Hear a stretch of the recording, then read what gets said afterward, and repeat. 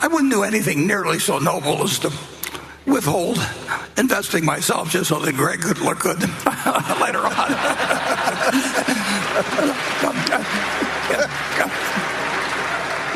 Now, if he gets any edge when I leave, I'll resent it. So the amount of cash we have is we would spend, we came pretty close to spending $10 billion not that long ago, for example.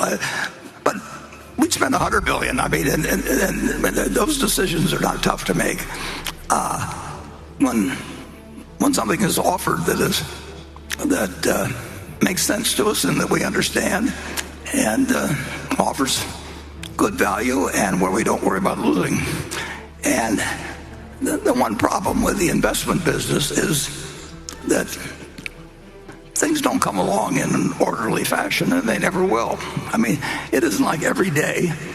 The long-term record is sensational, but that is not a product. And I've had 200 trading days times 80 years.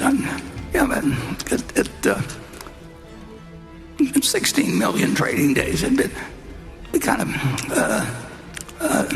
16,000 trading days. It would be nice if every day you got 4 opportunities or something like that, and and they were expected to be equally attractive.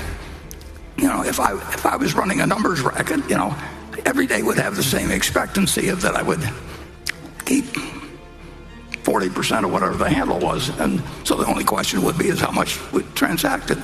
But we're not running that kind of a business. And so we're running a business which is very, very, very opportunistic.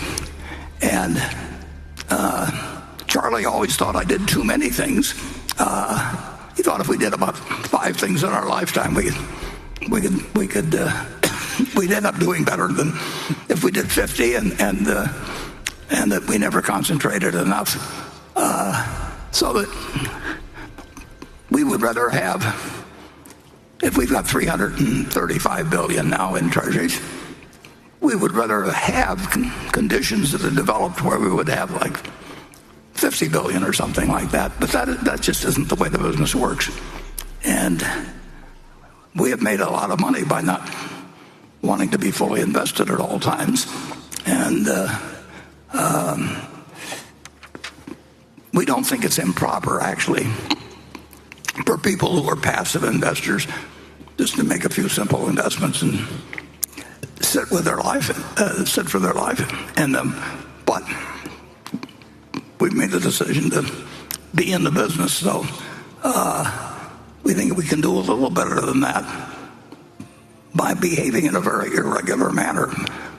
But if you told me that I had to invest,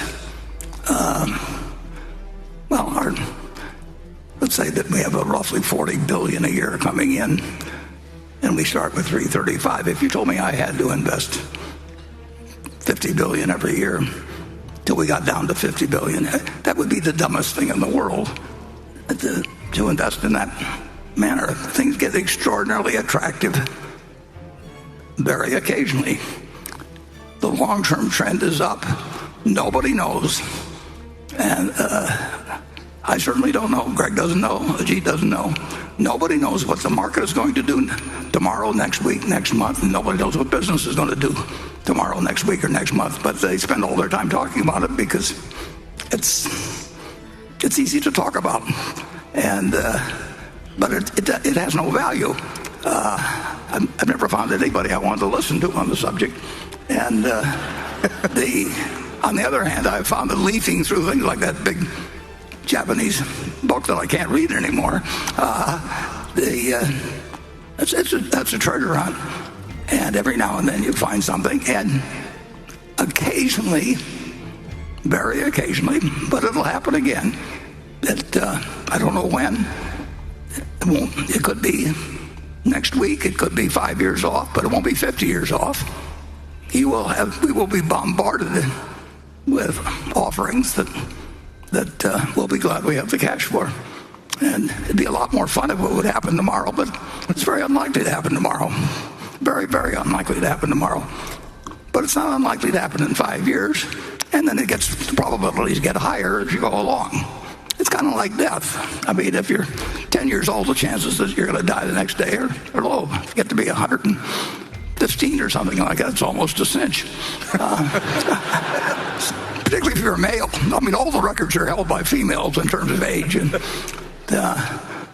I tried to get Charlie to have a sex change so he could test out whether...